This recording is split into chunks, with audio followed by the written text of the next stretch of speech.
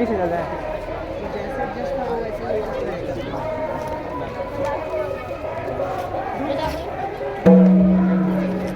इन जाना ना जोहार जोहार रे मान के रे मन के जोहार करीला जोहार जोहार रे मान के जोहार जोहार रे मान के मन के जोहार करीला जोहार जोहार रे मान के जोहार बटे कैसन कैसन हमर बटे बेसे बे जोहार बटे कैसन कैसन हमर बटे बेसे बे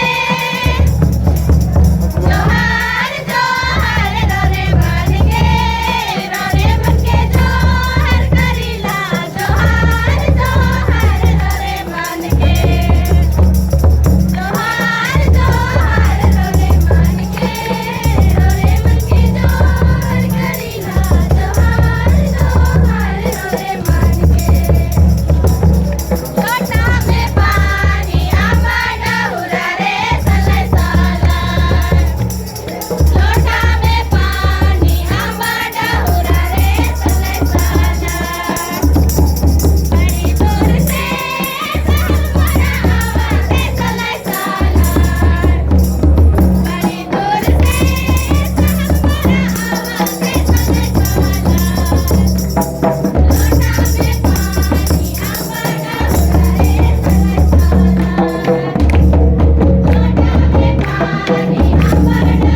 रे सलै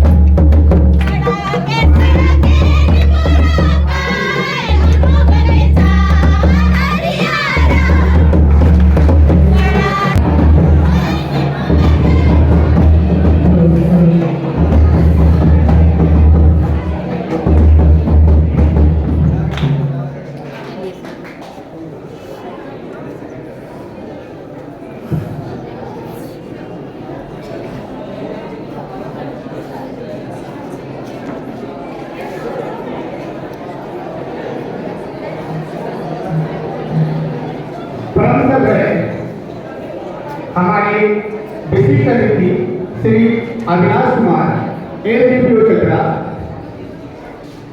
हम शिक्षक एवं विद्यालय जो कि अभी फिलहाल हमारे बीच उपस्थित नहीं है, अपने कार्य क्षेत्र में व्यस्त होने की वजह से कुछ विलंब से यहाँ पर उपस्थित होंगे। उन्हें भी स्वागत करते हैं, हार्दिक अभिनंदन करते हैं। आपकी उपस्थिति हमें गौरवान्वित करती है। आप हमारे बच्चों के लिए प्रेरणा स्रोत हैं। साथ ही इस सभागार में उपस्थित सभी अभिभावकों का विद्यालय परिवार की ओर से हार्दिक अभिनंदन एवं स्वागत है। एवं यहाँ उपस्थित प्रधानाध्यापिका सिस्टर मेरी ग्रेस, उप प्रधानाध्यापिका सिस्टर मोनिका, शिक्षक के एवं हमारे प्यारे प्यारे बच्चे सभी का सहृदय शुभ प्रभात।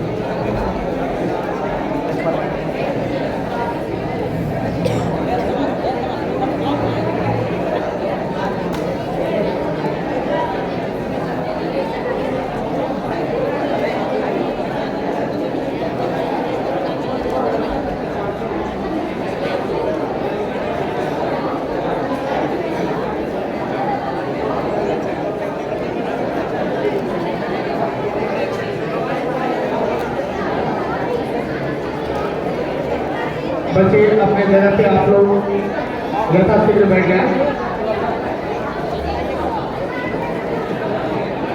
चालू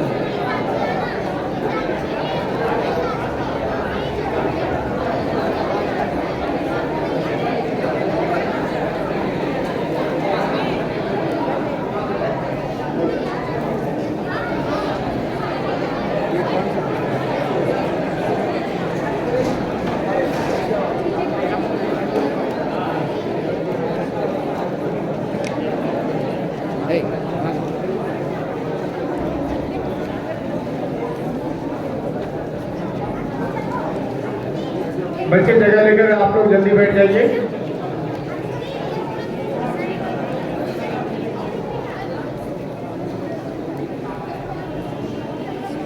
किसी भी शुभ कार्य करने से पहले दीप प्रज्वलन की जाती है। कार्यक्रम की शुरुआत करने हेतु और दीप प्रज्वलन के लिए मैं आमंत्रित करता हूं आज के विशिष्ट अतिथि सर अविनाश सर। आप सामने आए और दीप प्रज्वलन का कार्यक्रम शुरू करें, प्रारंभ करें। प्रधानाध्यापक आपका सिस्टर मेरी ग्रेस, मैं आपसे आग्रह करता हूं कि आप सामने आए। शिक्षक नागरिक विद्या निकेतन श्री श्याम कांत भारद्वाज, मैं आपसे निवेदन करता हूं कि आप सामने आए। अभिभावक 11वीं कक्षा की श्रीमती ममता देवी, मैं आपसे आग्रह करता हूं कि आप सामने आए। अभिभावक 11वीं कक्षा की श्री अखिलेश्वर यादव जी से मैं आग्रह करता हूं कि वे सामने आए और दीप प्रज्वलन करें। 11वीं क्लास के छात्र के अभिभावक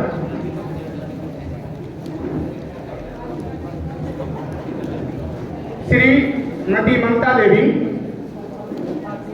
मैं आपसे आग्रह करता हूं कि आप सामने आए।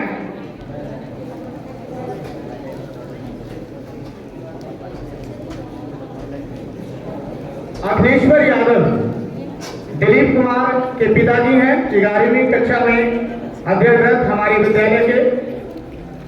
उनसे आग्रह करता हूं कि आप सामने आए यदि यहां उपस्थित हैं तो।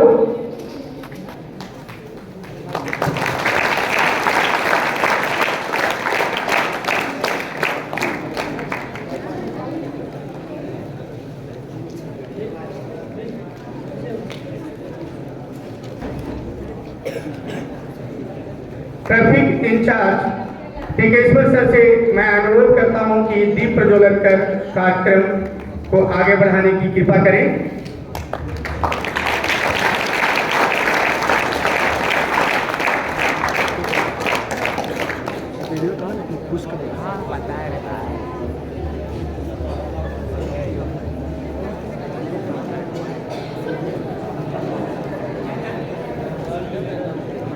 बहुत बहुत धन्यवाद सभी सर और हमारी अभिभावक को का।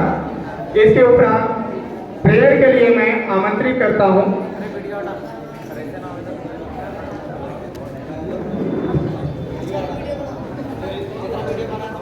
प्रेयर डांस के लिए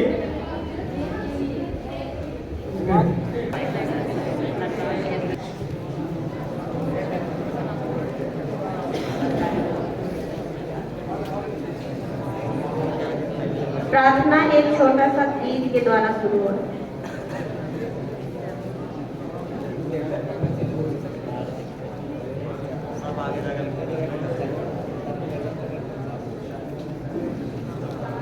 विद्यानिकेतन हमारा सुंदर एक चमन है, छात्र इस फुलवारी का प्यारा एक सुमन है। विद्यालय हमारा बच्चे आप जानते हैं, साथ में गाइए। विद्या का पुजारी, शिक्षा में है ज्ञान दान का शिक्षक है सहारा। नाजिक विद्यानिकेतन हमारा सुंदर एक चमन है, हर छात्र इस फुलवारी का प्यारा एक सुमन है। कृष्ण प्रेम हमें है प्रेरित करता, सत्य सेवा एकता ही ये है आदर्श हमारा। नाजिक विद्यानिकेतन हमारा सुंदर एक चमन है, हर छात्र इस फुलवारी का प्यारा एक सुमन है।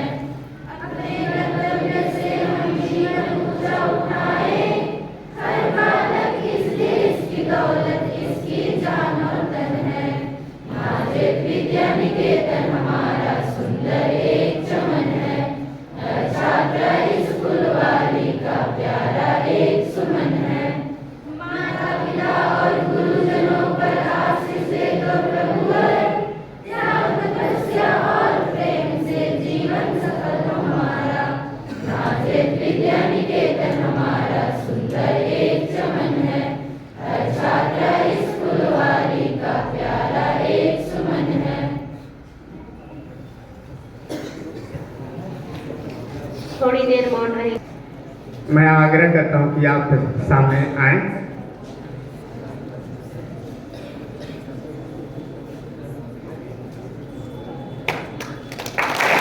तो लेकर सम्मानित करेंगे हमारी प्रधान अध्यापिका सिस्टर मैरी ग्रेस और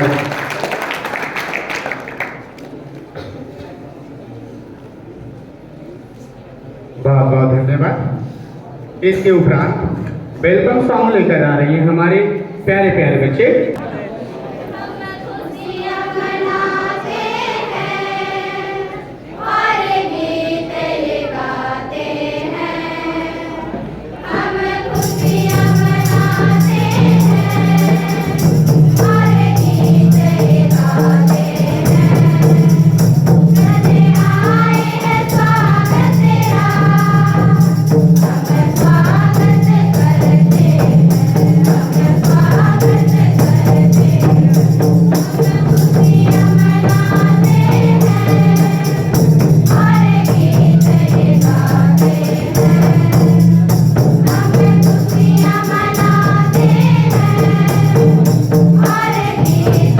गाते हैं।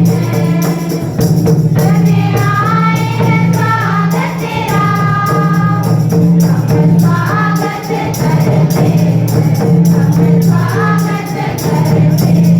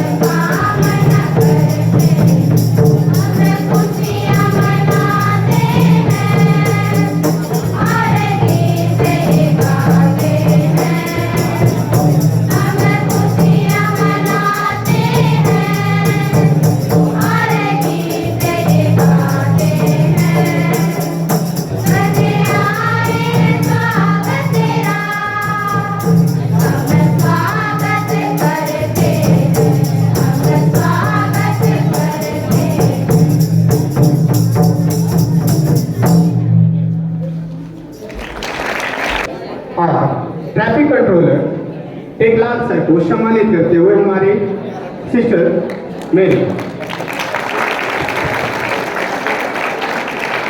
बहुत बहुत धन्यवाद सिस्टर।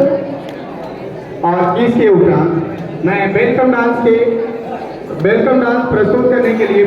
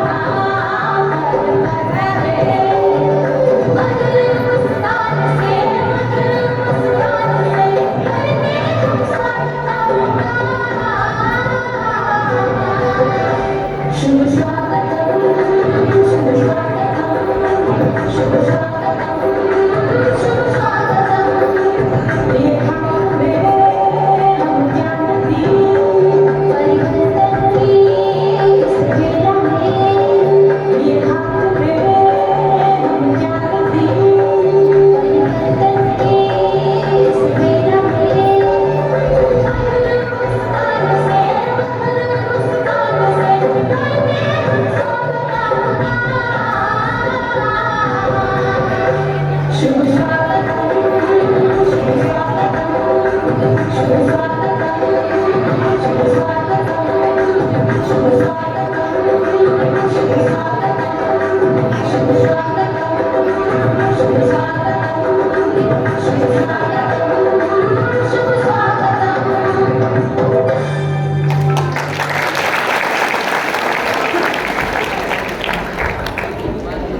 लोगों के बीच पधार चुके हैं, उपस्थित हैं, तालियों से उनका स्वागत कीजिए बच्चों।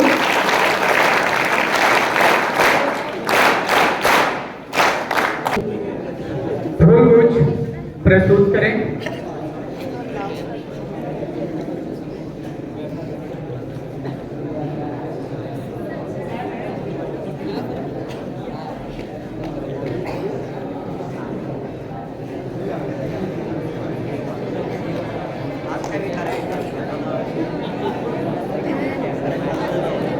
और हमारे आज के नृत्य अतिथि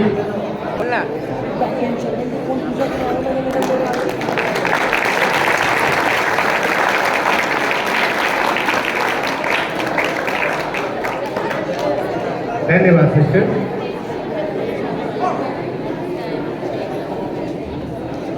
और इसके उपरांत हमारे प्रथम बैच के 11वीं कक्षा के अध्ययनरत बच्चों का प्रथम सत्र का रिजल्ट डिस्ट्रीब्यूशन डे भी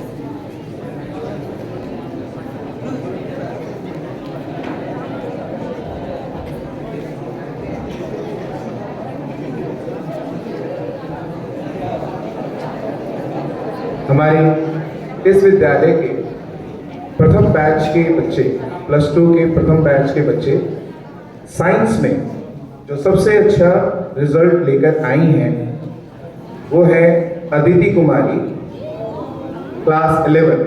मैं उनके पेरेंट्स को भी आग्रह करता हूं कि आप वो मंच पर आए। अगर उनके पेरेंट्स आए हैं,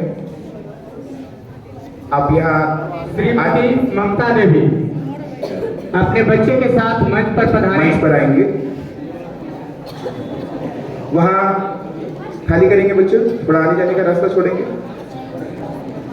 नीतीश कुमार, आपके पेरेंट्स आए हैं तो आप सामने उनके साथ मंच पर आएंगे। नीतीश,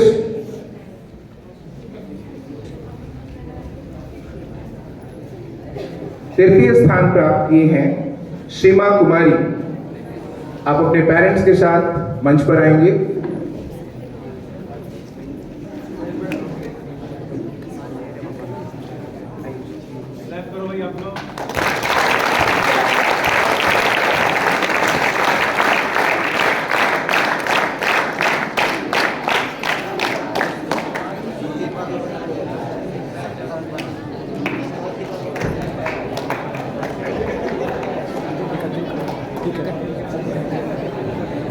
ये हमारे प्रथम बैच के बच्चे हैं और ये प्रथम शाब्दिक परीक्षा फर्स्ट टर्मिनल एग्जाम में इन्होंने बहुत ही अच्छा प्रदर्शन किया है।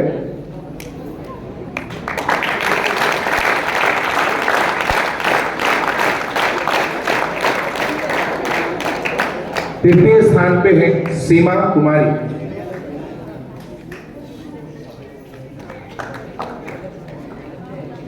चौथे स्थान पर है दिलीप कुमार, आप अपने पेरेंट्स के साथ मंच पर आएंगे। दिलीप,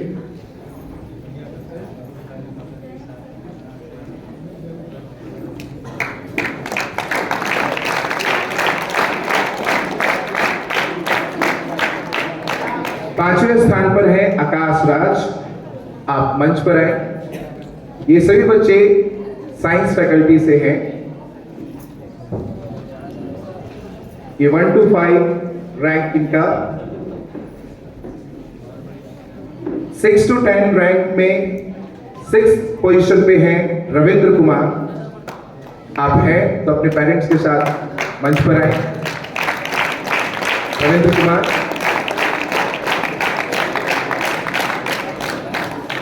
कुमकुम कुमारी 7th पोजीशन पे है, आप अपने पेरेंट्स के साथ आएंगे। खुशी कुमारी, आप 8th रैंक पे हैं।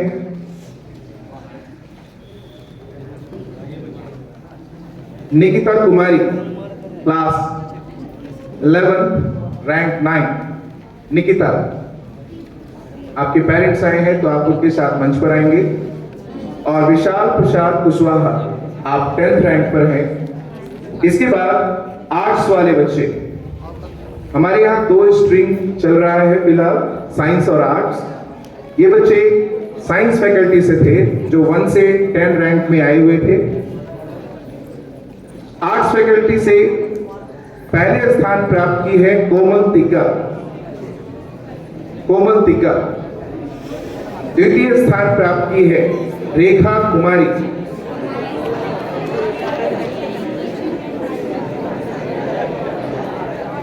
तृतीय स्थान प्राप्त की है रेखा कुमारी।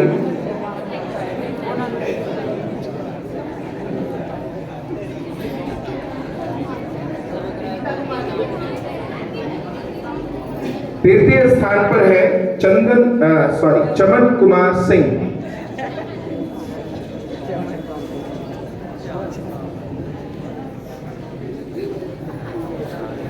द्वितीय स्थान पर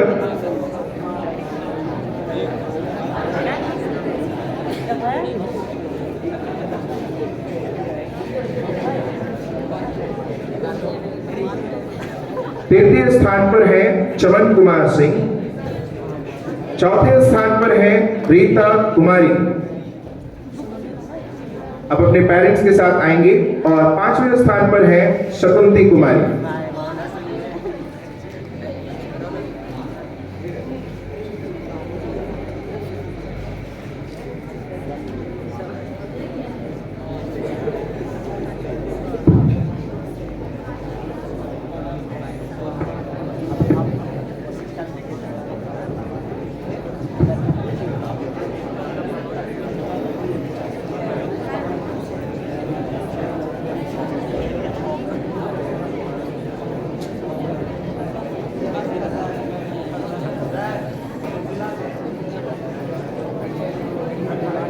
द्वितीय स्थान पर है रेखा कुमारी।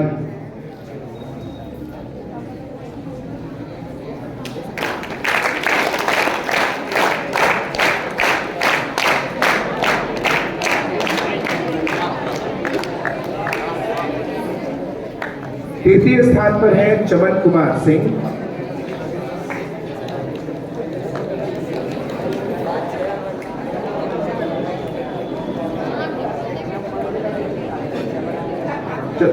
फोर्थ रैंक पर है रीता कुमारी।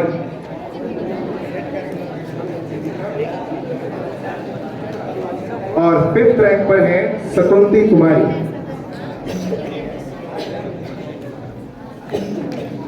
अब सभी से आग्रह है कि आप एक साथ अगर आ जाएं, फोटो हो जाए। स्टूडेंट्स आगे आ जाएंगे सर के साथ। स्टूडेंट्स आगे आ जाएं सर के साथ। और पेरेंट्स किनारे से आ जाएंगे। पेरेंट्स उनके पीछे खड़े हो जाएंगे।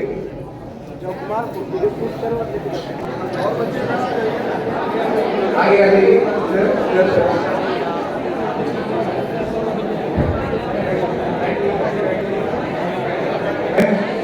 दर्शक दीघा में बैठे सभी से आकर करूंगा कि इनके लिए जोरदार ताली बजाएं।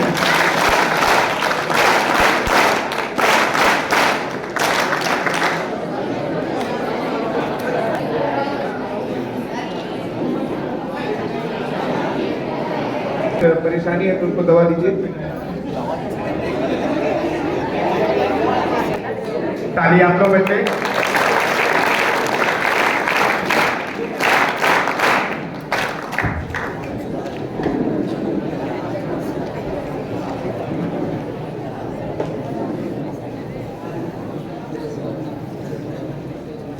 बहुत बहुत धन्यवाद मंच का सफल संचालन कर रहे संचालनकर्ता। आज नाजरत विद्यालय में विज्ञान प्रदर्शनी के अवसर पे यहाँ पे उपस्थित जिला परिषद के उपाध्यक्ष श्री ब्रजकिशोर जी, विद्यालय के सभी गणमान्य शिक्षक, विद्यालय में पढ़ रहे सारे प्यारे प्यारे बच्चों, उनके गार्जियंस, मीडिया बंधु और सभी यहाँ जिनको मैं नहीं जानता हूँ, आप सभी को बहुत बहुत आभार और धन्यवाद। कल ही मुझे जानकारी मिली कि यहाँ पे दो प्रोग्राम है, पहला है विज्ञान प्रदर्शनी और दूसरा है जो 11th के बच्चे हैं जो पास आउट हुए हैं उनको सम्मानित करने की। शायद आप लोगों को नहीं जानकारी है कि मेरी जो कैरियर है, मैंने जो जॉब स्टार्ट किया है वो एक शिक्षक के रूप में ही शुरू किया था। अभी मैं सिस्टर से बात भी कर रहा था। हजारीबाग में संत रॉबर्ट +2 बॉयज स्कूल है, मैंने वहाँ पे 2005 और 6 लगभग 1.5 साल मैंने वहाँ पे +2 में रसायन विज्ञान में मैंने वहाँ पे पढ़ाया है और वहाँ एज ए टीचर +2 टीचर मैं वहाँ कार्यरत रहा हूँ।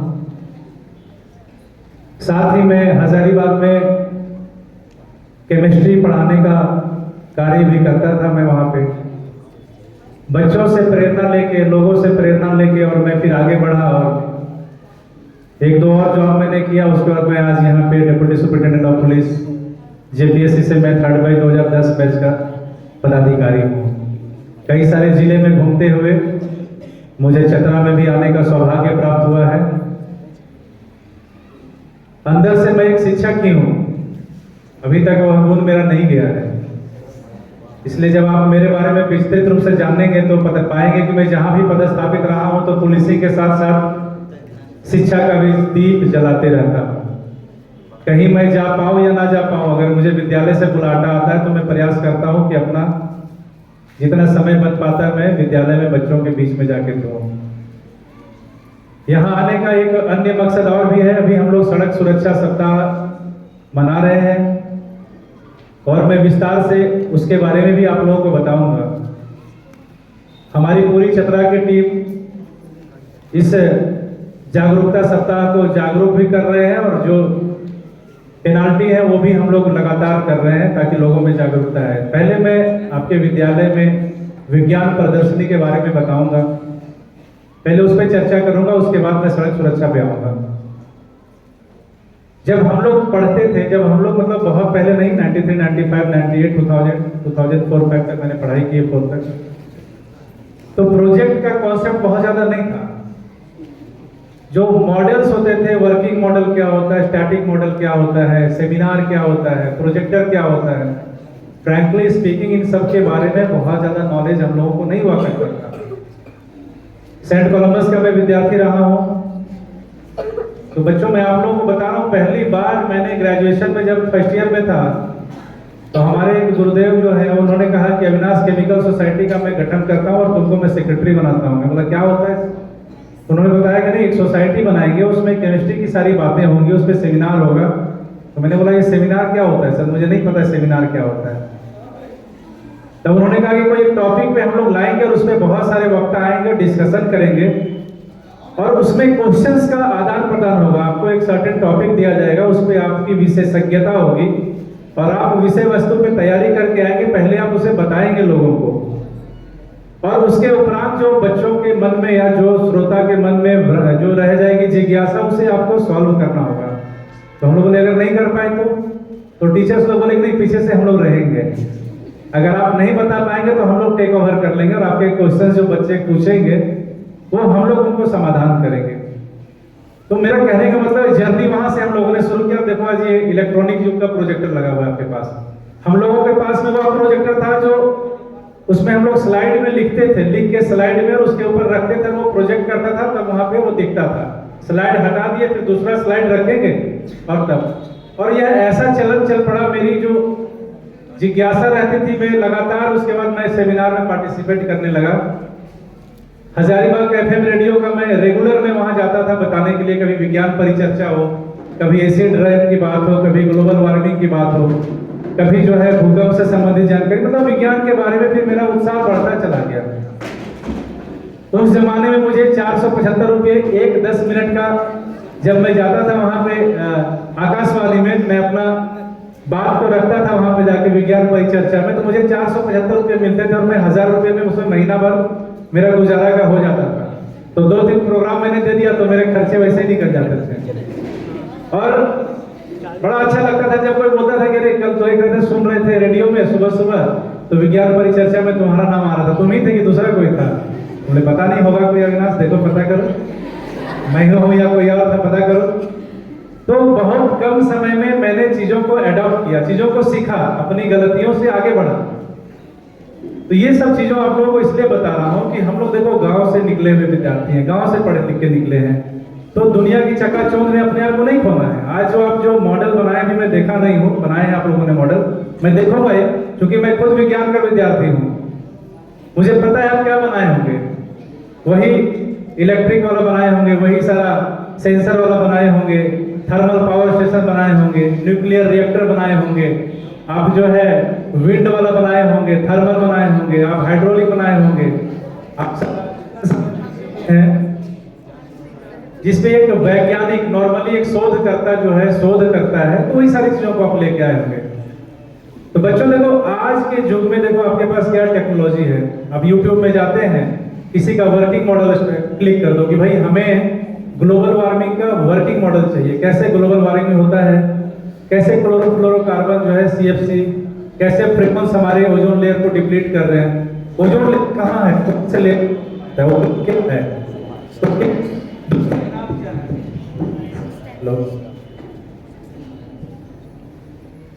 वातावरण में कौन सी गैस है, कितने गैस का कितना परसेंटेज होना चाहिए, ऑक्सीजन कितना रेशियो है, नाइट्रोजन कितना है, और बाकी गैसें कितने हैं। तो ये सारा आपके मन में जिज्ञासा होनी चाहिए। जैसे आप बड़े बड़े शहरों में जाते हैं तो आपको क्या दिखता है, सॉक्स नॉक्स, अभी पता नहीं बच्चे आप अवेयर होंगे नहीं, sulphur dioxide, sulphur trioxide, NOx nitrogen oxide, nitric oxide, nitric क्यों बोलते हैं इसको, नाइट्रस क्यों बोलते हैं, नाइट्रोजन क्यों बोलते हैं, दिमाग में आता है कि नहीं ये सब। These all are related to their valency, कि अगर इसका वैलेंसी और ऑक्सीडेशन स्टेट हमारा जैसे जैसे चेंज होगा वैसे वैसे इसका नोमेनक्लेचर भी हमारा चेंज होते जाएगा। तो मेरा ये कहना है कि जैसे आप वर्किंग मॉडल बनाते हैं या स्टैटिक मॉडल बनाते हैं तो आप में कॉन्फिडेंस आता है, आप सीखते हैं।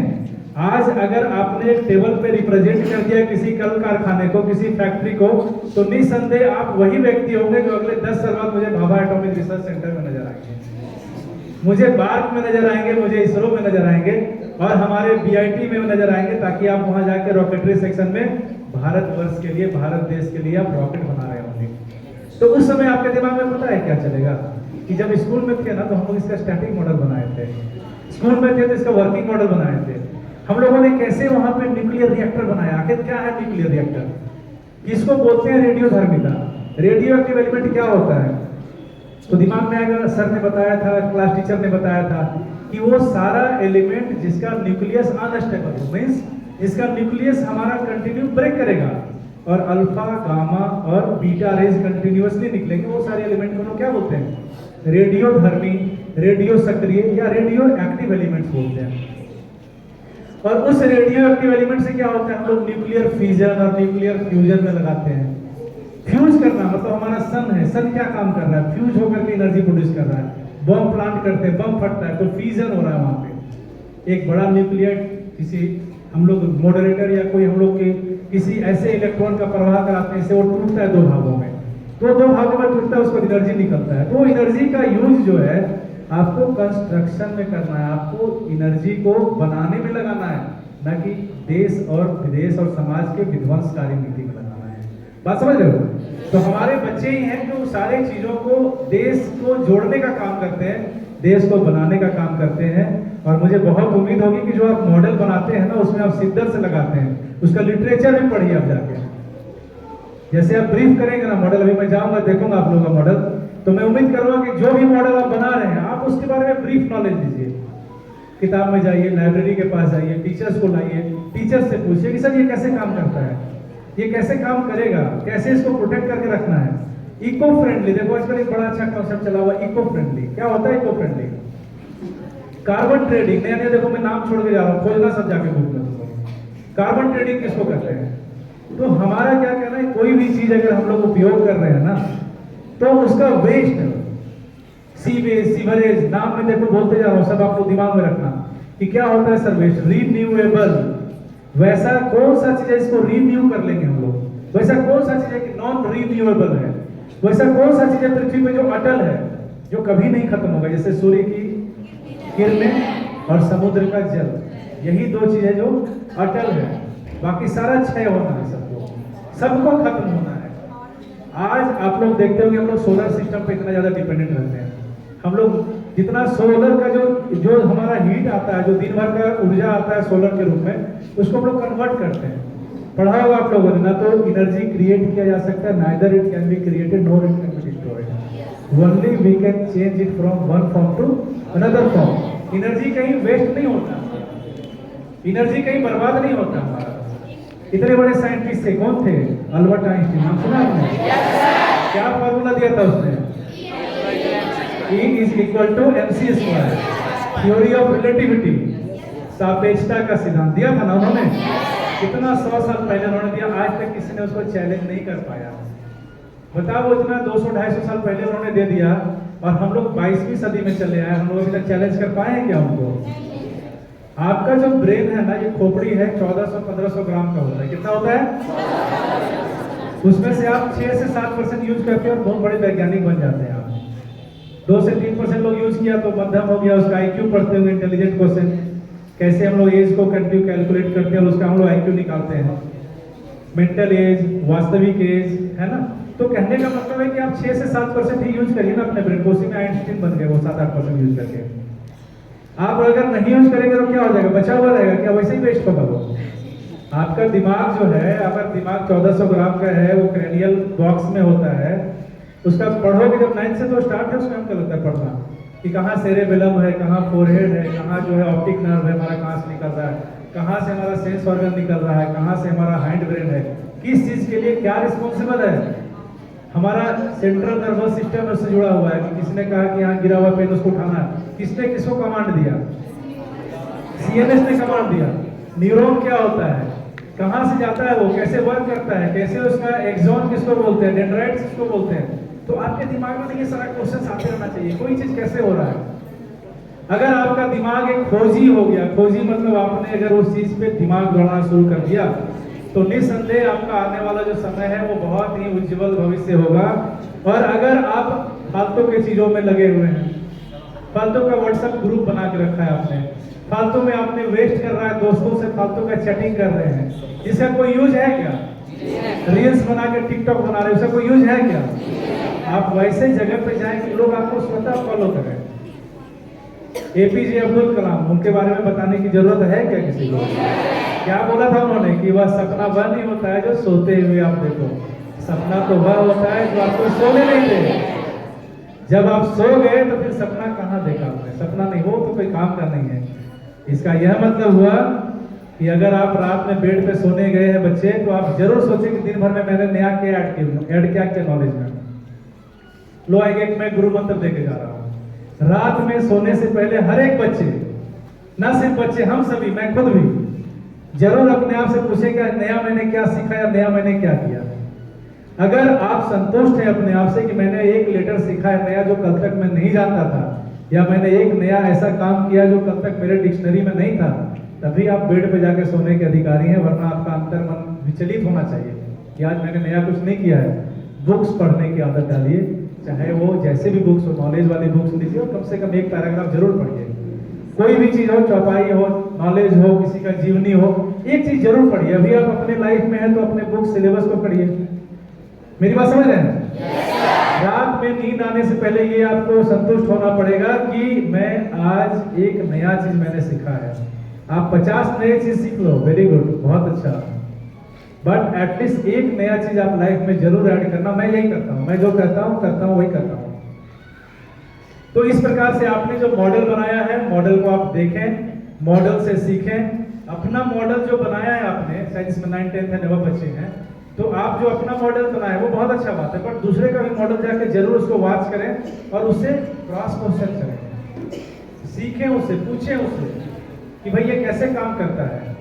अगर आपने आज एक स्टैटिक मॉडल बनाया है तो नेक्स्ट साइंस एग्जीबिशन में मैं आपको बता रहा हूँ कि आप एक वर्किंग मॉडल बनाएं कि सर मैंने एक वर्किंग मॉडल बनाया और मैं वर्क करके दिखाता हूँ इसमें मॉडल में, और इसी के कॉन्सेप्ट में मैं एक भविष्य में जब जाऊँगा तो इस तरह का चीज़ करूँगा। बच्चों, बहुत खुशी होती है अपने क्षेत्र के लोग, अपने गांव के लोग, अपने एरिया के लोग जब मेहनत करते हैं ना, जब वही आप 10 साल बाद मिलोगे तो बताओगे सर मैं वही बच्चा हूँ जो वहाँ पढ़ता था, सर मैं अभी देखिए फलाने जगह में मैं इस पोस्ट पे हूँ। तो एक गुरु को, एक समाज के जो अग्रणी लोग होते हैं उनको बड़ा संतुष्टि मिलता है कि चलो मेरे बच्चे आज अच्छे जगह पे हैं। और मेरे बच्चे आज देखो, जब वहाँ जाओगे तो नेचुरली आपके चतरा आपके दिल में बसेगा और आप स्वतः चाहेंगे कि चतरा में चले भाई, कम से कम कहीं ना जा सके तो अपने स्कूल जहाँ पढ़े लिखे हैं वहाँ तो कम से कम जरूर जाएं, और जो बन पड़ता है वो आप जरूर करें वहाँ जाके।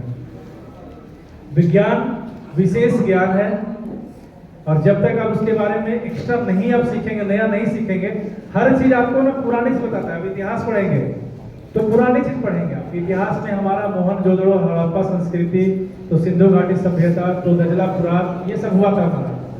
और साइंस एक ऐसा चीज है जो आपको नया, लाल बहादुर शास्त्री ने कहा था, कोट पुराना पढ़ो लेकिन किताब नया पढ़ो। जानकारी है? कोट हम पुराना पहनेंगे तो चलेगा, लेकिन बुक अगर हम साइंस का 15 साल पहले वाला पढ़ेंगे तो चलेगा क्या? कई सारे नए इन्वेंशन हो गए हैं, कई सारे नई डिस्कवरी हो गए हैं, तो वो सारा ऐड होगा क्या उसमें? क्या मतलब होता है इन्वेंशन और डिस्कवरी में? कौन बताएगा? एक लाइन में बताओ। मैं आप लोग साथ फोटो भी ले रहा हूँ, ठीक है? प्रदर्शनी कार्यक्रम में हमारे बीच आए हुए पुलिस अनुमंडल पदाधिकारी आदरणीय श्री अविनाश कुमार जी,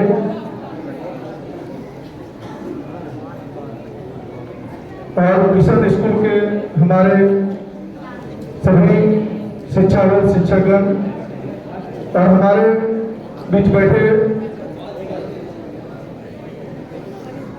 आजकल के भविष्य और हमारे देश के हमारे बच्चे और उनके पेरेंट्स, सभी को मेरा हार्दिक अभिनंदन और ढेर सारे शुभकामनाएं।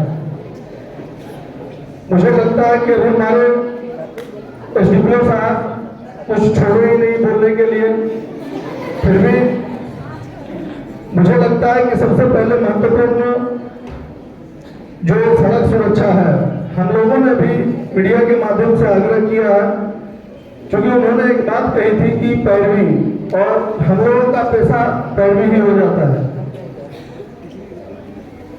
पिछले 2 दिन पहले इन्होंने 30-35 मोटरसाइकिल हेलमेट के लिए चलान काटा था।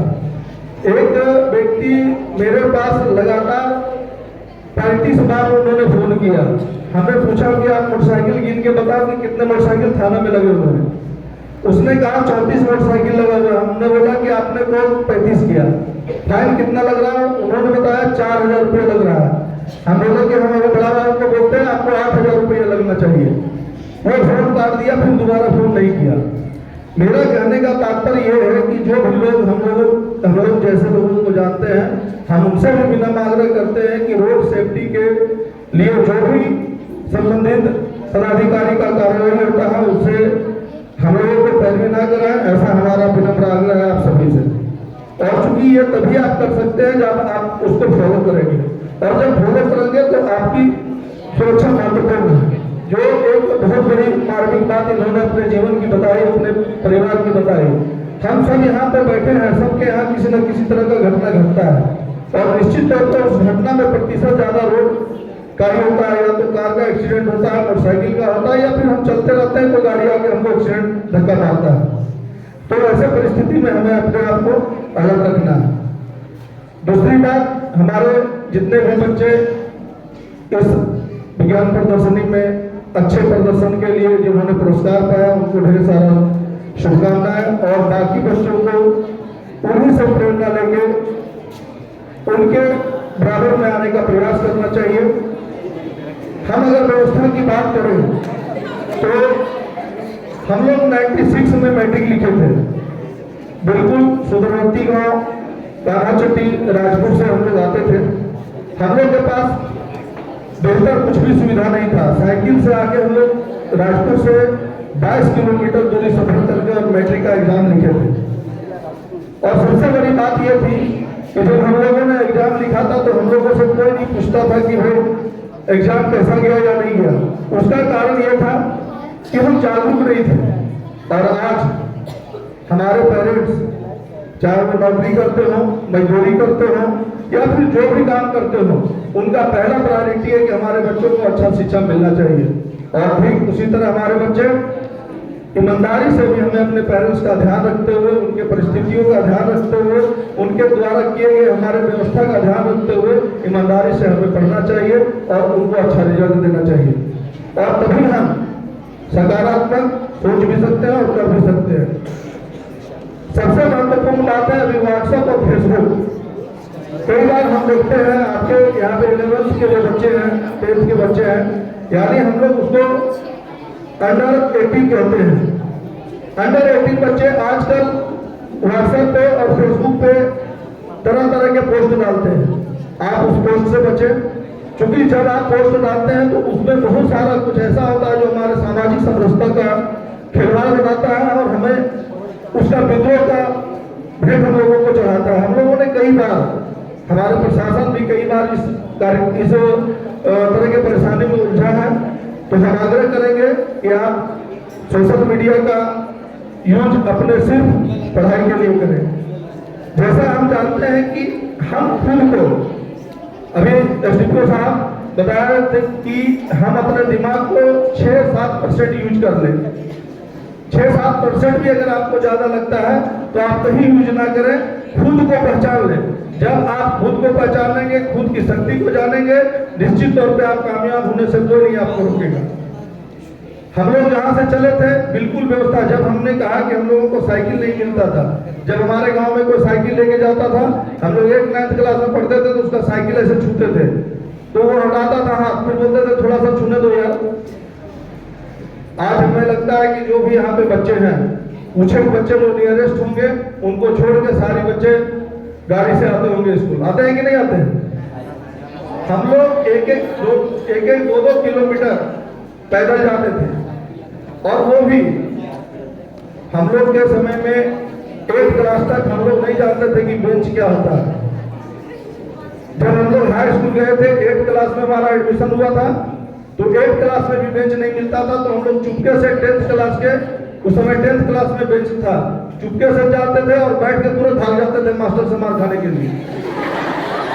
और आज हमारे LKG UKG के बच्चों को भी बेंच मिलता है। मतलब ये हुआ कि आज व्यवस्था पूरा है और हमारे पेरेंट्स भी उसमें जरा सा नहीं चूकते हैं। अभी जो भी बच्चे आए थे, हम लोगों ने जिनको सर्टिफिकेट दिया उनके साथ पेरेंट्स आए थे।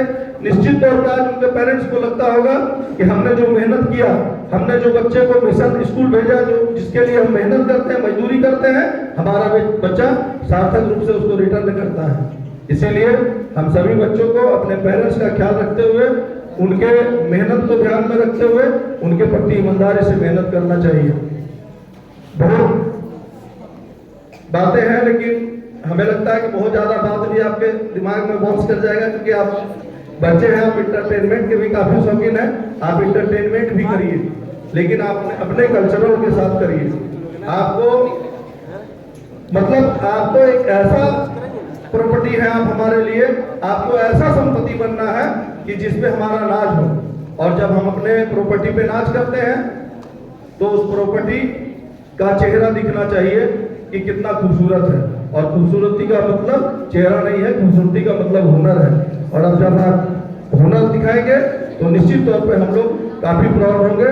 इन्हीं बातों के साथ बहुत बहुत धन्यवाद। आज के हमारे जजेस होंगे जो ये आपने बना है उसको जज करने वाले हैं, इसलिए हम उनको सामने आमंत्रित कर रहे हैं।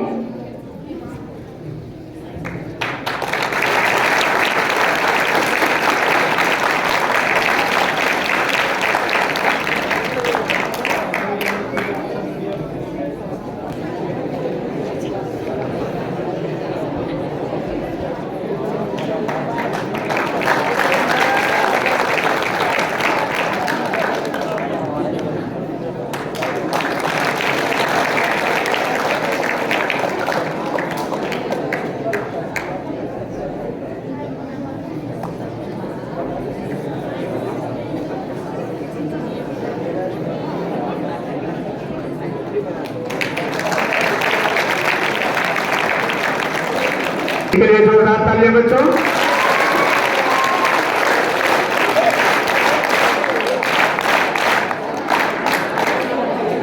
किशोर तिवारी, उपाध्यक्ष जिला परिषद चतरा। विशिष्ट अतिथि SDPO महोदय। आपके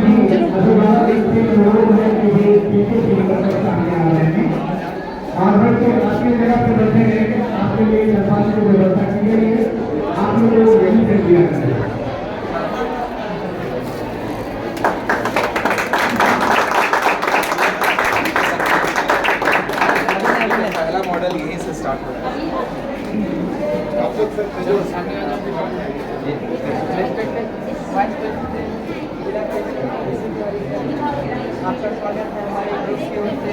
एजुकेशन ग्रुप हमने वेस्ट मटेरियल का यूज करके एक खास तरीके का मॉडर्न टेक्नोलॉजी का रोबोट बनाया है।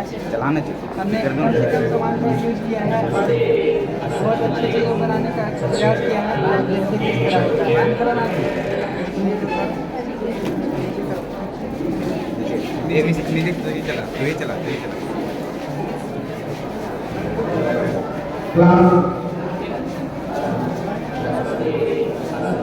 क्लास 11 के बच्चे हैं उनका जो इंट्रोडक्शन होगा वो थोड़ी देर के बाद होगा।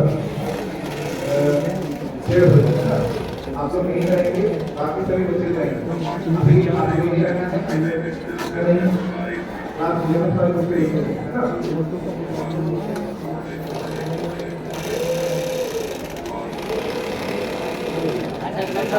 अच्छा बढ़िया, नीचे अच्छा से नहीं बैठा होगा।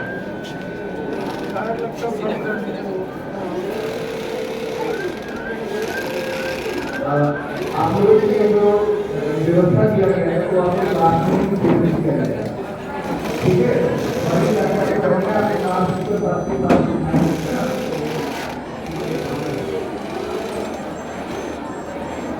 ये घर से अभी तो नहीं है, अच्छा बढ़िया। Thank you sir.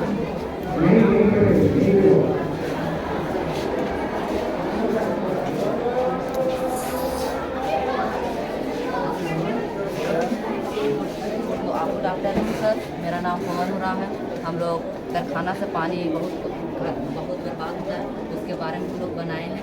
यहाँ से कारखाना से पानी निकलता है और इसी से खेती बाड़ी में पड़ता है और यही पानी से बिजली उत्पादन होता है।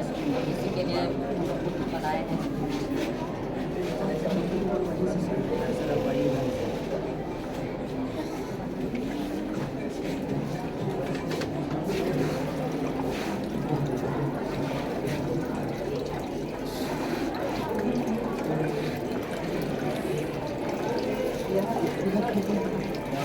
अच्छा चल रहा है।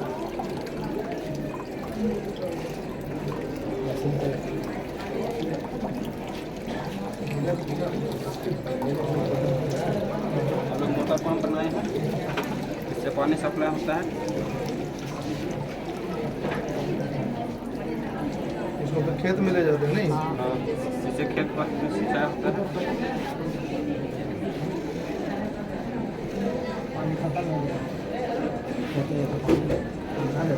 जी सर।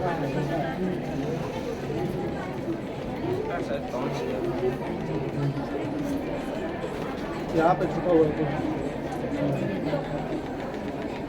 इधर ये सब सौर ऊर्जा से बचाने के लिए, सौर ऊर्जा से खेती करने के लिए हम लोग बनाए हैं, ताकि डीजल पेट्रोल आने वाला पीढ़ी में ख़त्म हो जाए तो हम लोग सूर्य प्रकाश से ये सब कर सकते हैं और इससे प्रदूषण कम होगा पेड़ पौधों के लिए। तेल का बचत। हेलो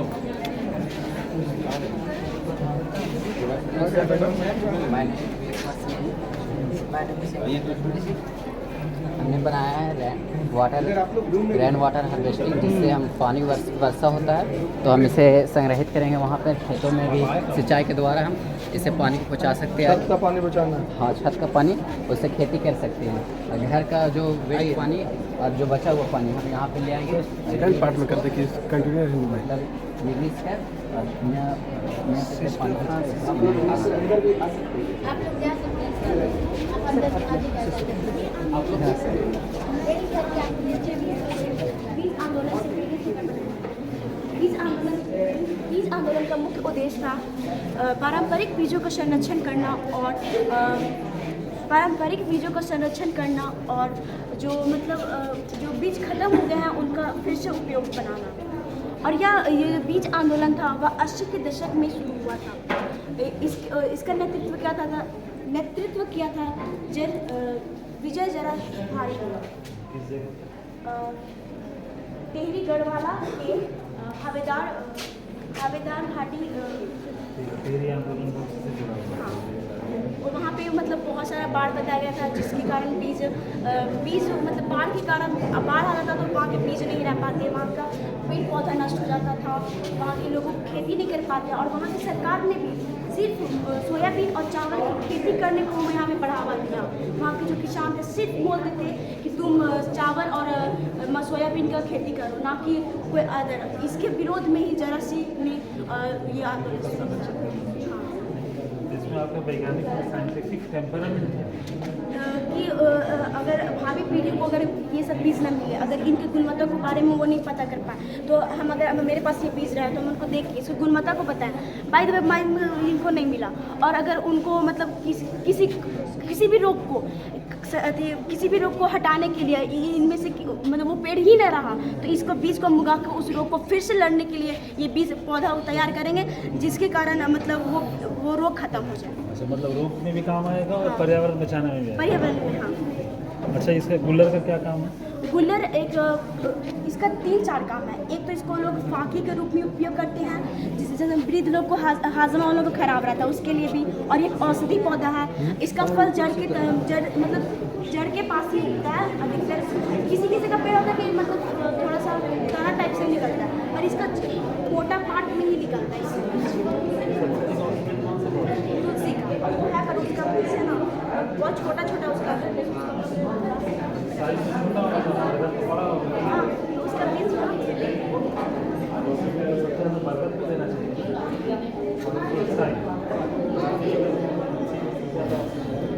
क्योंकि तुलसी का पेड़ छोटा होता है, पर सबसे प्रोड्यूस ज़्यादा वही करता है। पेड़ बड़ा होने से प्रोड्यूस ज़्यादा हो जाता है।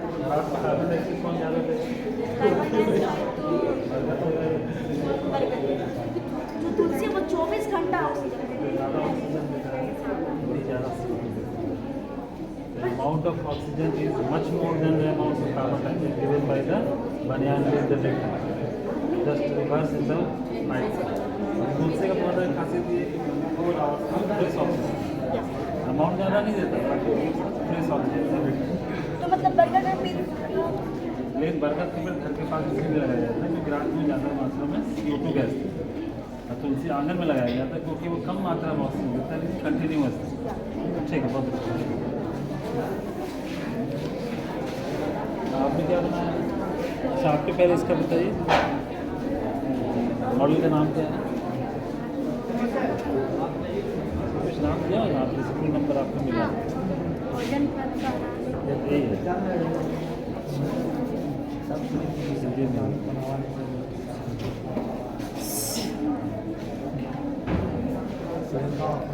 आप बताइए उसके बारे में।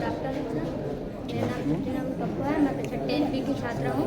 मैं आज आपके समक्ष ज़्यादा पोल्यूशन बढ़ जाने के कारण हमारे आने वाले समय में ओजोन परत में छेद हो जाएगी, उसके प्रभाव को इस मॉडल के द्वारा बताने जा रही हूँ। जैसा कि अभी देखा जा रहा है कि ज़्यादा पोल्यूशन बढ़ चुका है और आने वाले समय में ओजोन लेयर में छेद हो सकती है। अगर छेद हो जाएगी तो सूर्य के किरण डायरेक्ट अभी ओजोन लेयर में होल नहीं हुआ, बढ़ रही है, उसका असर हो रहा है, तो ओजोन लेयर कमज़ोर पड़ रहा है। ओजोन लेयर में भी सब होल हुआ है कि नहीं? हुआ है कि नहीं? कमजोरी पड़ रही है।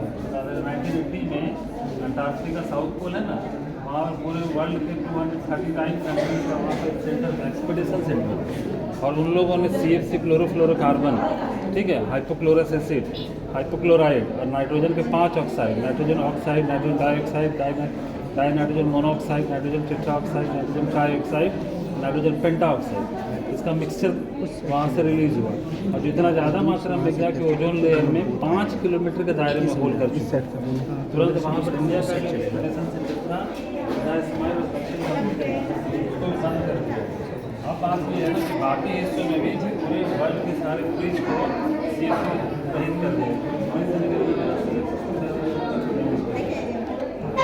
आपने इसमें क्या खास अभी कैसे रोक सकते हैं और घटने से कैसे बचाना, क्या कर सकते हैं? सामान्य आदमी का आम आदमी क्या कर सकता है? नुकसान होते हैं, इलेक्ट्रिक बहुत कम उपयोग करें, ज़्यादा बिजली का खपत करने से कौन से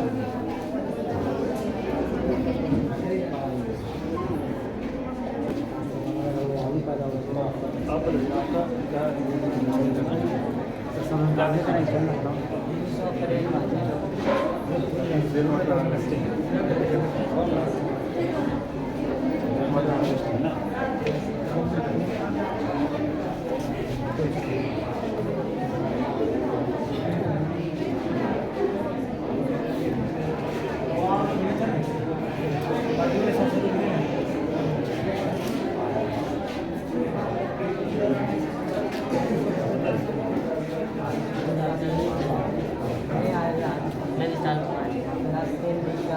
छात्र हूँ। जैसा कि आप जानते हैं कि हमारे देश में जल की समस्या लगातार बढ़ती जा रही है और भूमिगत जल स्रोतों में भी कमी आई है। भारत में क्यों कमी है? क्यों आई है? क्योंकि जो हम लोग ज़मीन से पानी निकालते हैं वो वापस भूमि में नहीं जा पाता है और नदियों के माध्यम से समुद्रों में मिल जाता है। भारत में 4000 अरब घन मीटर मासिक औसत वर्षा होती है, जिसमें से कुछ मात्रा में ही कुछ जल भूमि में जा पाता है, जबकि बाकी बचे जल नदियों के माध्यम से समुद्र में मिल जाता है। यदि हम वर्षा जल या जल का प्रबंधन अच्छी तरीके से नहीं करें तो आने वाले समय में भारत में और भी जल की समस्या हो जाएगी। एक अनुमान के अनुसार 2025 तक भारत की 1/3 आबादी जल की समस्या से सामना करेगी। जैसे कि आपने समस्या के बारे में सुना, हर लोग समस्या को खास नहीं रखते हुए मॉडल प्रस्तुत करने की कोशिश की है। तो जैसा कि आप लोग देख रहे हैं कि जब वर्षा पानी जब छत पर गिरते हैं तो पानी के द्वारा एक टंकी स्टोर हो जाएगी। तो जब ये टंकी स्टोर हो जाए, जब हम लोग को ज़रूरत पड़ेगा कि हम लोग को खेतों में पानी डालने के लिए हम लोग को पानी की कमी होगी या फसलों को पानी डालने के लिए हम लोग को कमी होगी, तो हम लोग इस टंकी के माध्यम से खेतों में सिंचाई कर सकते हैं। और यही टंकी के माध्यम से जो पानी बचा हुआ रहेगा उसको हम लोग पशु को पिला सकते हैं। और पशु को पिलाने से पहले एक खास बात का ध्यान रखेंगे कि ये वर्षा का पानी अम्ल है। मानव मस्तिष्क क्या आपने बनाने की इस प्रकार हमारे शरीर में सभी अंग तंत्र और कोशिकाओं से कैसे जुड़ा होता है और यह मस्तिष्क हमारे शरीर में एक अच्छा ये बताइए मस्तिष्क कितने प्रकार का? 3 प्रकार का अति मस्तिष्क, मध्य मस्तिष्क और पश्चिम मस्तिष्क। ठीक है, मध्य मस्तिष्क का काम क्या है? मध्य मस्तिष्क का काम हमारे आँखों की पेशियों को और अगर हम सुनना चाहते हैं तो वो कौन करता है? ब्रेन कंट्रोल करता है या स्पाइनल कॉर्ड कंट्रोल करता है? Spinal cord. मध्य मस्तिष्क आदमी जो शराब पी लेता है मस्तिष्क का कौन सा हिस्सा उस समय फिलहाल काम करना बंद कर देता है जिससे वो लुढ़कना फुड़कना चाहिए?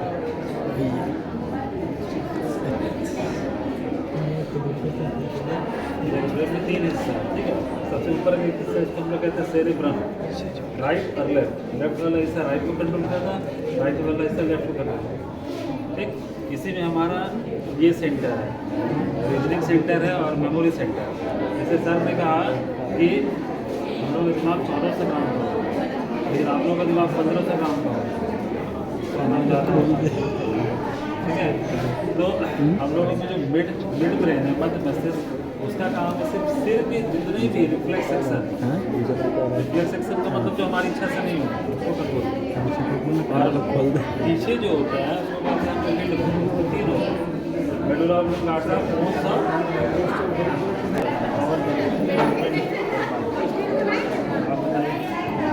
क्या खास है?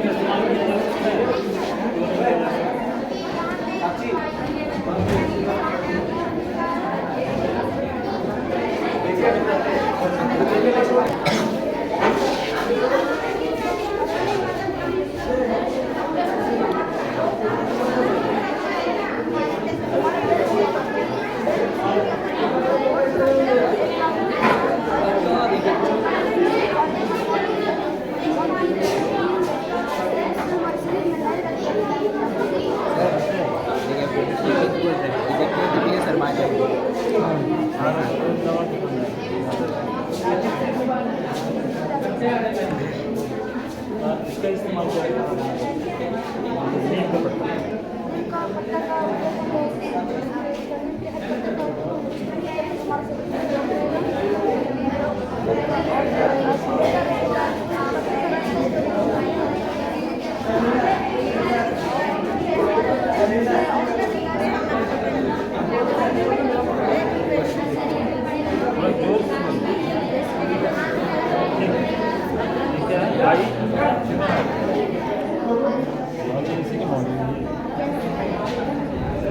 कुछ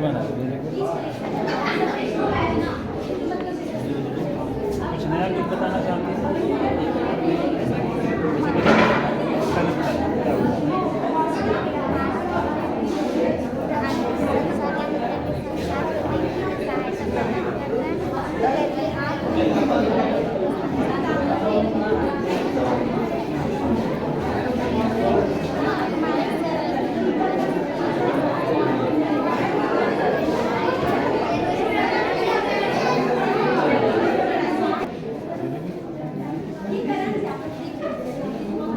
अच्छा, जब हम लोग यहाँ पे रेजिडेंस के आगे एक लेयर आ गया, बीमारी का नाम क्या है?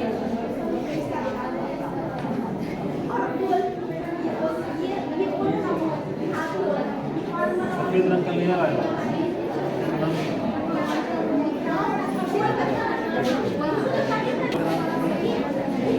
Digestive system.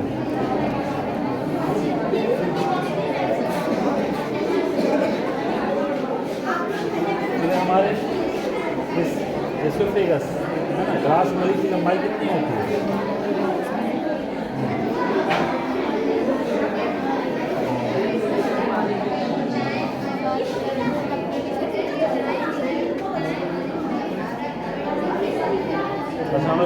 सैलिवा लार के अंदर कितना लीटर लार बनता है?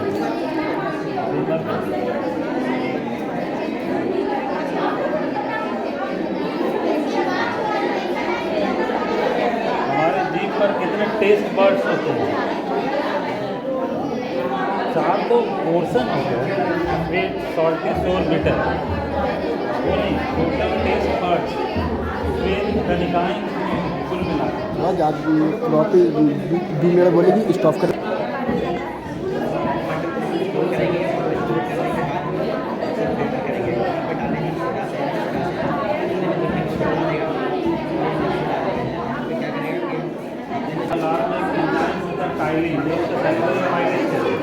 तो भोजन की कार्बोहाइड्रेट को तुरंत डाइजेस्ट करके पाचन यहाँ से पेरिस्टाल्टिक मूवमेंट के थ्रू या 3 सेकंड में ये कर जाता है हमारे स्टमक। इसके बाद ये डाइजेस्ट करके फैटी एसिड को सॉल्व कर जाता है। यहाँ हम लोगों के स्टमक में कुल 3 घंटे रहते हैं, हमारे इंटेस्टाइन में 6 घंटे रहते हैं, लार्ज इंटेस्टाइन में 12 घंटे रहते हैं, रेक्टम में जाकर 24 घंटे रहते हैं।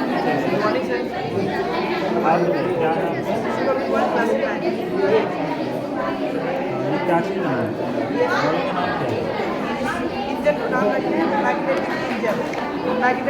मैग्नेटों के बीच में चलने वाले मैग्नेटिक फील्ड के कारण और इंजन है ये मैग्नेटिक इंजन। मैग्नेटिक इंजन इसका नाम है। Magnetic engine acts on the basis of the magnetic force.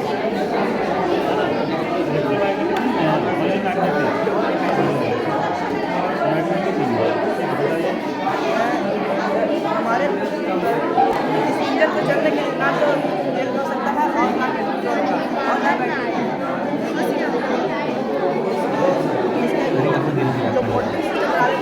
यहाँ से लीकेज हो रहा है तुम्हारा।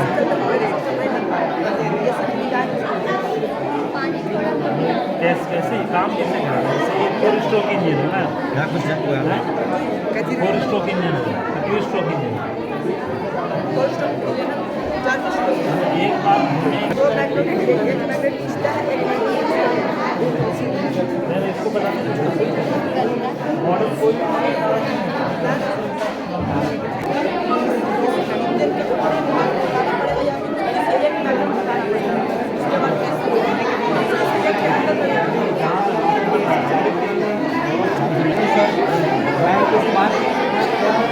हम कक्षा 10 लेकर छात्र हैं। जैसा कि हम लोग जानते हैं कि बढ़ती जनसंख्या के कारण तथा हमारे देश पहले से विकसित हो रहा है, वैसे वैसे बड़े बड़े फैक्ट्री सड़क का नाम रैन वाटर जनसंख्या बढ़ती जा रही है, वैसे वैसे देश विकसित हो रहा है और विकसित होने के साथ बड़े बड़े फैक्ट्री बिल्डिंग्स सड़क बन रहे हैं। इसके कारण जब वर्षा होती है तो वर्षा का पानी ज़मीन के अंदर नहीं रिस पाता है। बड़े बड़े बिल्डिंग सड़क फैक्ट्री बनी, इसी कारण हमारे कहते हैं कि महिलाओं को बहुत दूर जाना पड़ता है पानी लाने के लिए। तो हमने एक बार लगाया है जो उसी तरीके से यहाँ पे जंगल के नीचे में भी चला जाए, चूना नहीं डालना है। जो हमने पानी ऊपर रखा है टैंक में,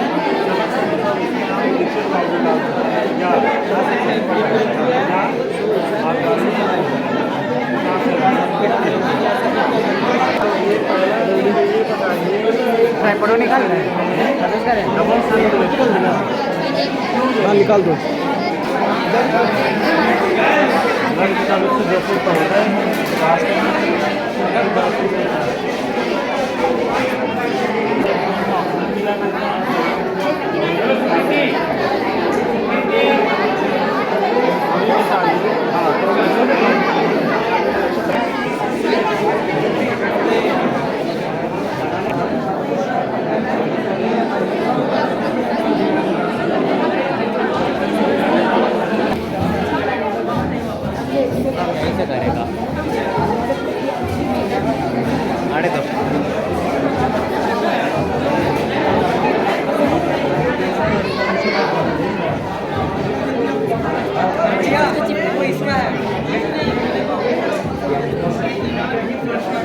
टूटा हुआ है।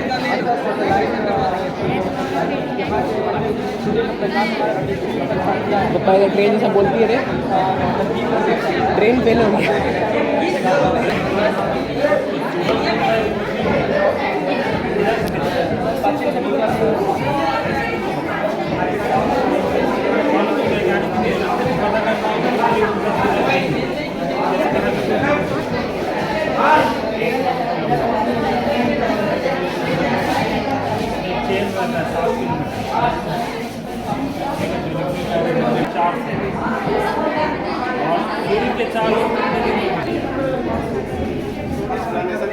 वैज्ञानिक की रक्षा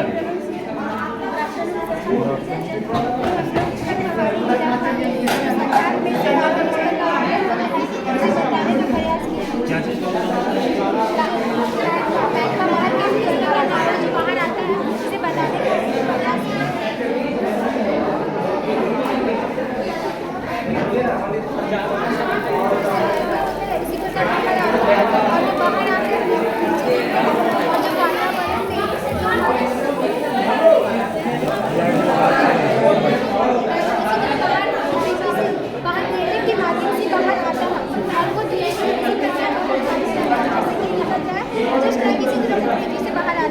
और ये जब बाहर आता है तो वातावरण के तापमान में ये उसका तापमान 8 से 800 से 100 सेल्सियस होता है, जिसकी वजह से ठंडे वातावरण के कारण ये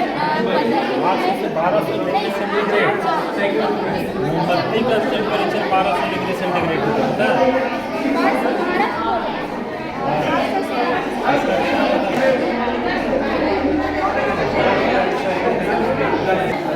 आपको इंग्लिश में लिखी है, आप बता सकते हैं इंग्लिश में what is the function of cerebrum? बता सकते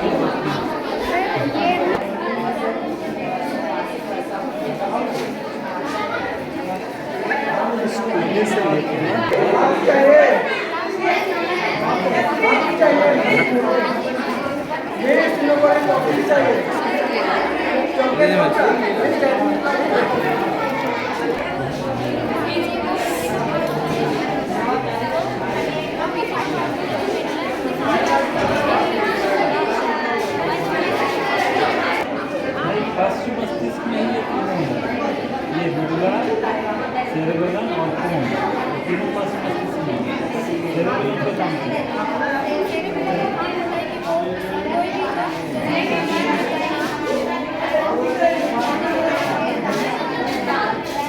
वहाँ से जाकर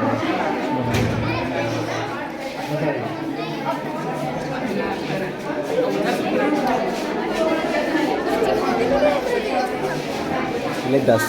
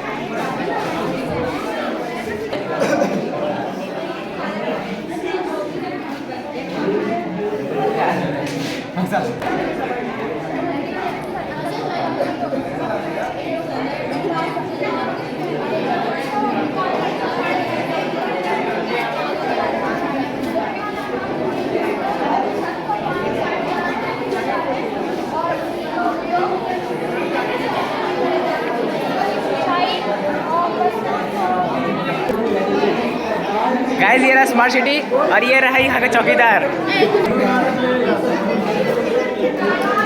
देखिए गाइस वोल्केनो का वोल्केनो।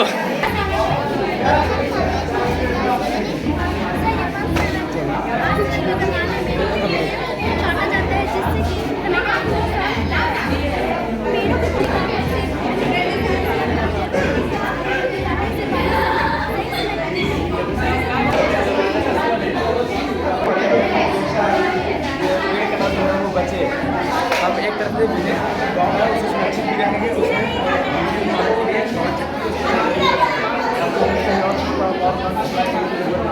बाद जो हम लोग पानी को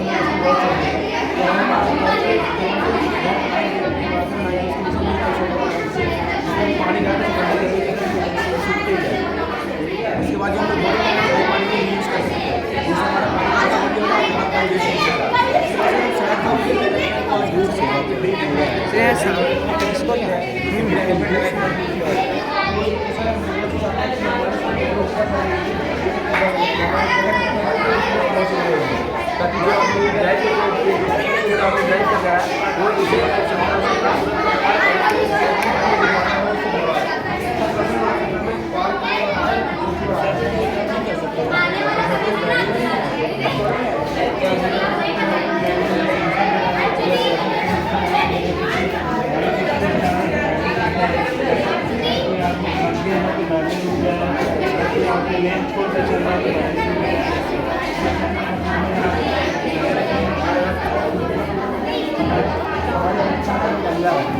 जो हमारे हर सफर में हर जगह पे मौजूद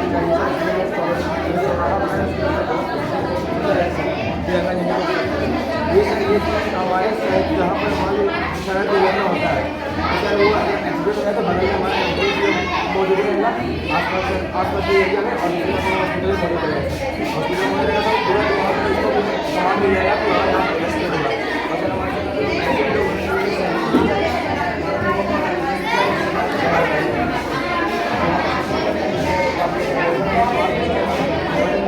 पूरा कैसा होगा सर कि जगह को चला जाता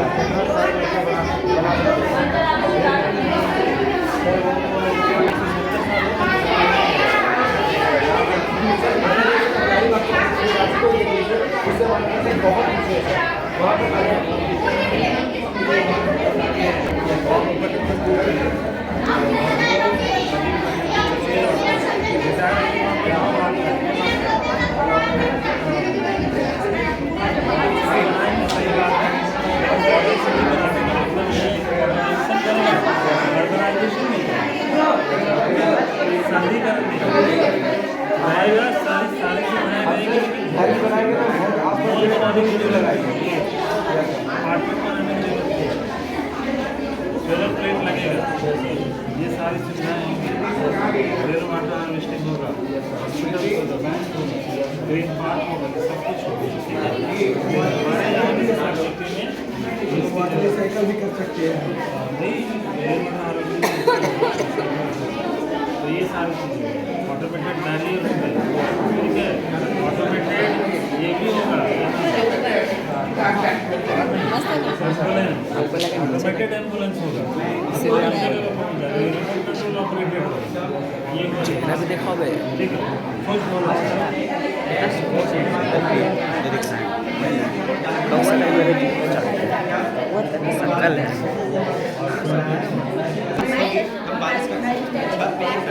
आज मैं यह बताना चाहती हूँ कि हमारे लिए चिंता का कारण बना है। जब यह शाम रहता है तो हमें पता भी नहीं चलता है कि इसके अंदर कितने आग हैं, पर जब यह विस्फोट होता है तो इसके आसपास के सारे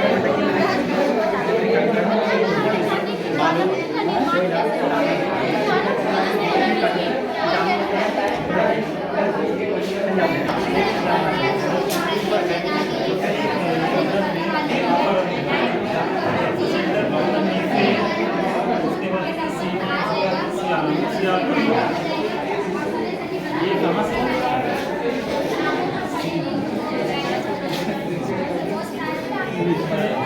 निकल और आयरन का वजन मान देखो मैथमेटिक्स में, ठीक है, ये सब जुनूनी फर्क है।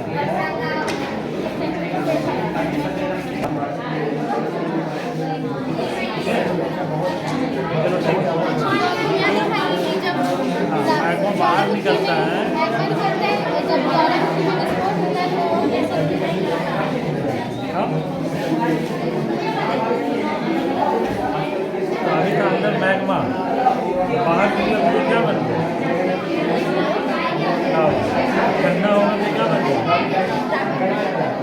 क्या होगा? ये जो रखी है ना,